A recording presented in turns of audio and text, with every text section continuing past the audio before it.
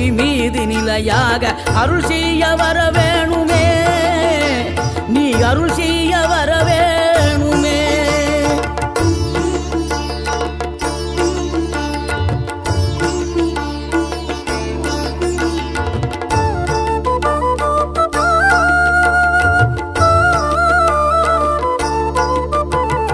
இகழ்தலையும் புகழ்தலையும் ஒரு முகமாய் கருதும்படி செவி உரைத்த முத்து குமரன், நீ வறுமையையும் வளமையையும் சமநிலையாய் உணரும்படி மதி கொடுத்த செல்வ குமரன்.